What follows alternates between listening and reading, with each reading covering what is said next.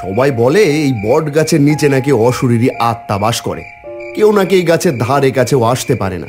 আজ আমি প্রমাণ করেই ছাড়বো এই সব কিছুই মানুষের ভুল ধারণা আর কুসংস্কার। কিরে, কে কোথায় আছিস? আয় আমাকে ধর দেখিনি। আমার বড্ড দেখার ইচ্ছে ভূত কিরকম হয়। মানুষের কথার চোটে আজকে আমি নিজেই আসলাম ক্যামেরা হাতে। আর সাহস থাকে তো সামনে আয়। নিজের ভালো চাস তো চলে যায় এখান থেকে, না হলে বেঁচে ফিরতে পারবি না। আচ্ছা তাই বুঝি? সামনে আয় দেখি তোর কত বড় ক্ষমতা। গাছের ওই পাশে লুকিয়ে ভূত সেজে মানুষকে ভয় দেখাস। আজকে ক্যামেরায় ভিডিও করে মানুষের কাছে প্রমাণ করেই ছাড়বো এ কোনো ভূত প্রেত কিছুই নেই। বেশ, তবে দেখ এবার তোর কি হাল করি।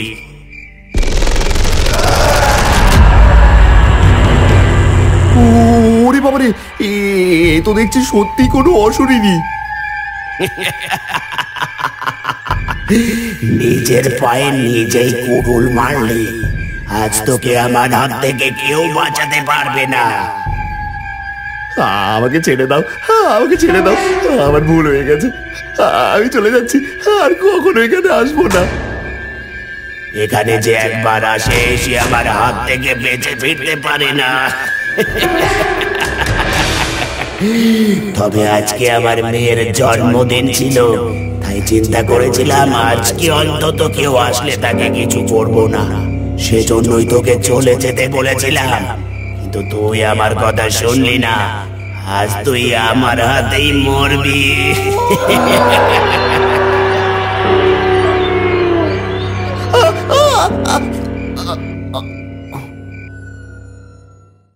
ছি ছি ছি ছি, মনে হয় মানুষ নয়, কোনো হাঁস মুরগিকে কুকুর শিয়ালে ছিঁড়ে খেয়েছে। কত নিষেধ করলাম ছেলেটাকে, কিন্তু না, আমাদের কোনো কথাই সে শুনলো না।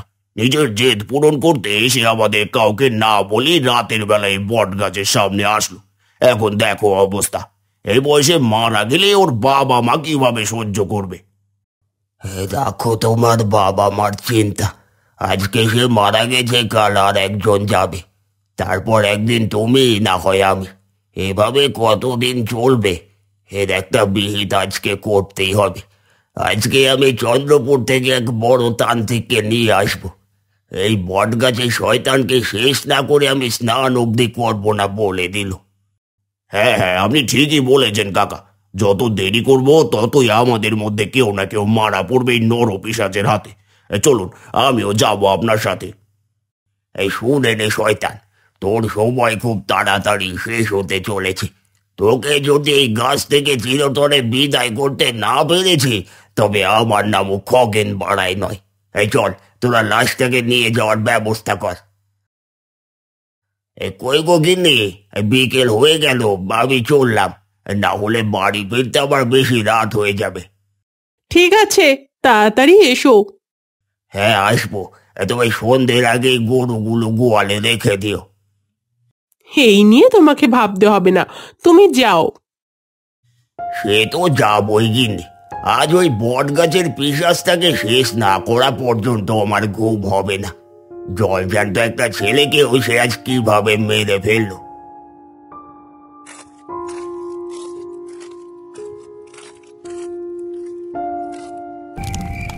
গুরুজি, আমরা রমেশপুর থেকে এসেছি। বট গাছের একটা পিশাচের ভয়ে গ্রামের মানুষ সন্ধ্যাবেলায় বাড়ি থেকে বের হওয়া বন্ধ করে দিয়েছে। আজকেও একটা ছেলে। আমি সব জানি, তোকে আর বলতে হবে না। ওটা কোনো পিশাচ নয়, এক অতৃপ্ত আত্মা। এই আত্মা অত্যন্ত ক্ষুদ্র এবং শক্তিশালী। তবে ভয় পাস না, আমার কাছে যেহেতু এসেছিস, আমি এই সমস্যার সমাধান করব। হ্যাঁ গুরুজি, তাই করুন। এই আত্মার হাত থেকে দয়া করে আমাদের রক্ষা করুন। তোরা একটু অপেক্ষা কর, আমি আসছি।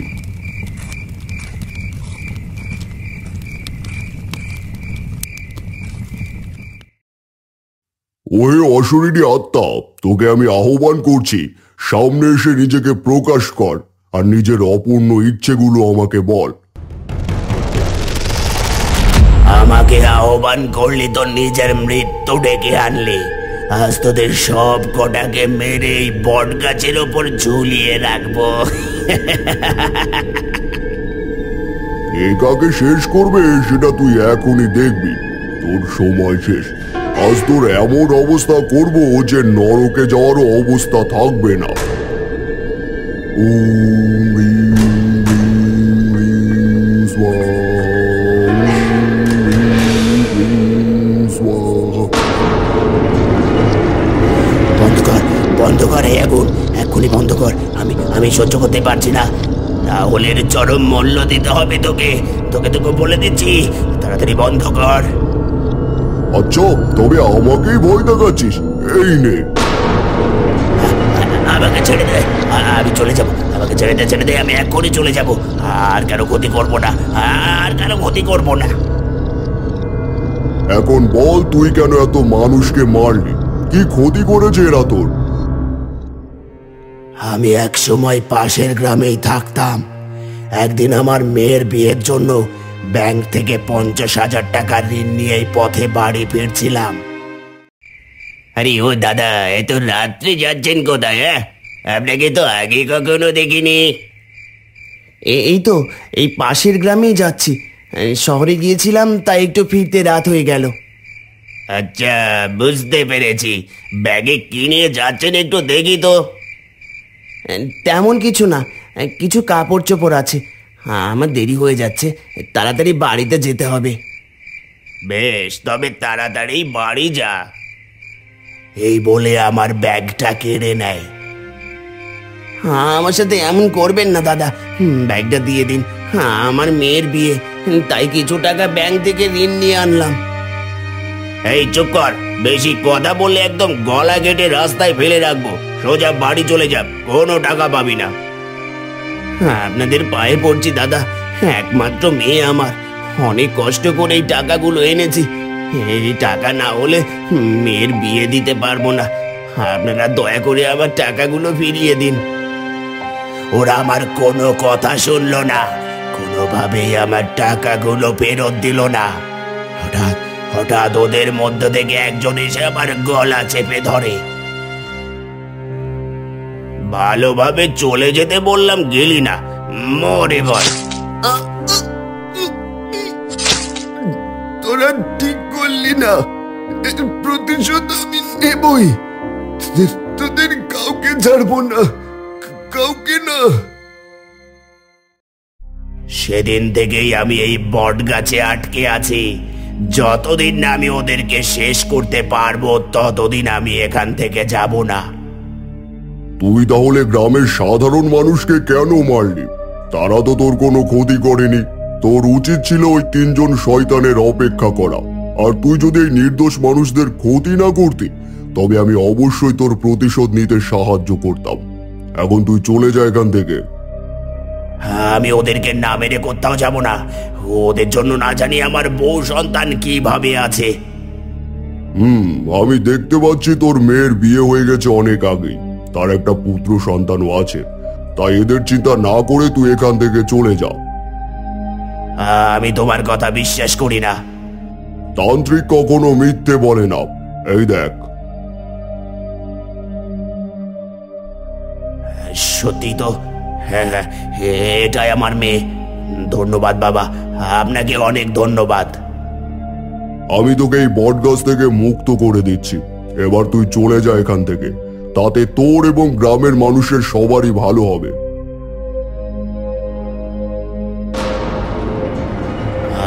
আমি এবার চলে যাচ্ছি, চিরদিনের জন্য চলে যাচ্ছি, আর কোনোদিনও ফিরবো না। শোনো সবাই, এই ঘটনা আমাদের সবাইকে একটা গুরুত্বপূর্ণ শিক্ষা দেয়। সমাজে বাস করতে গেলে মানুষের জীবনে সমস্যা আসবেই, কিন্তু সেই সমস্যার সমাধান করা আমাদের সকলের দায়িত্ব। কোনো ভুল বা অন্যায় করলে তার ফলও ভোগ করতে হয়, এমনকি মৃত্যুর পরেও। এখন তোমরা সবাই নিশ্চিন্তে বাড়িতে ফিরে যাও। ভয় পেও না, এই জায়গায় আর কোনো অশুভ শক্তি নেই। কিন্তু মনে রেখো, ভবিষ্যতে কেউ যদি এমন ভুল করে, তাহলে তার পরিণতিও ভয়ঙ্কর হতে পারে। তাই সবাই সতর্ক হও।